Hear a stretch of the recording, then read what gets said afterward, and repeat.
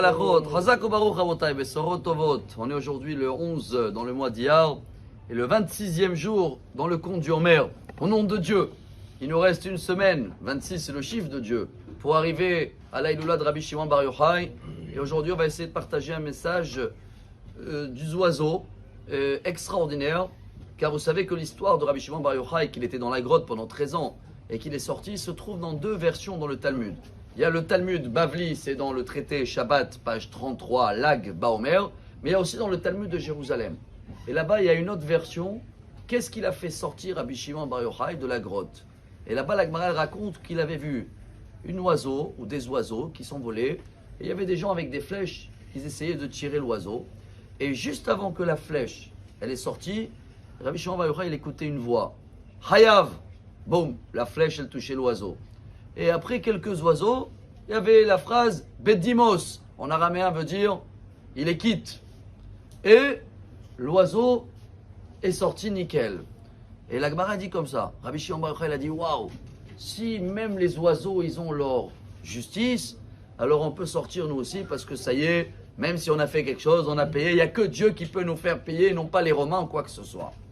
Chers amis, quoi, Rabbi Shimon Bar Yochai a besoin d'un message d'un oiseau quand on ne sait pas que tout vient de Dieu. Et voilà, là, le message d'aujourd'hui, je le trouve très très beau parce qu'on le lit tous les matins aussi dans le Télim, vous le connaissez, on vient de le lire. C'est le 124.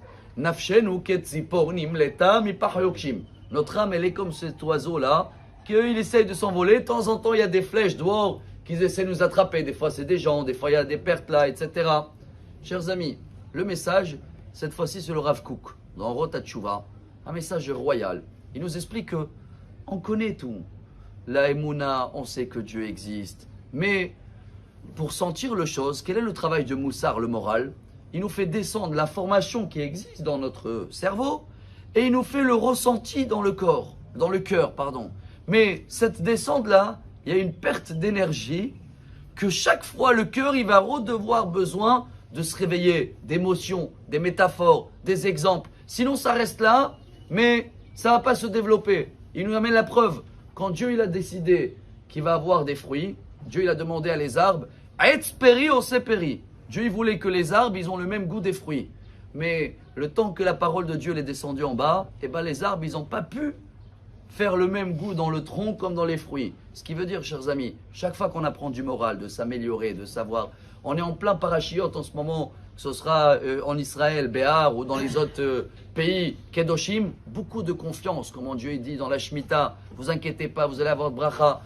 On a cette confiance dans la tête, mais le moussar, le moral, nous permet d'avoir des métaphores en utilisant des fois des oiseaux et dire, ouais, c'est vrai, regarde l'oiseau, regarde la fourmi, regarde comment eux ils sont nourris tout le temps. Jamais on a vu une fourmi ou un oiseau qui est mort de faim, et combien nous on s'inquiète. Alors, même si on le sait, chaque métaphore, chaque exemple, chers amis, va nous faire descendre l'information de notre cerveau à notre cœur. On va sentir les choses. Et c'est pour ça que Rabbi Shimon Bar Yochai, il est sorti de la grotte quand il a vu ces oiseaux. On va avoir une journée où on va tous chanter comme des oiseaux et que tous les flèches, ils vont y aller pas où il faut, Bezrat Hashem.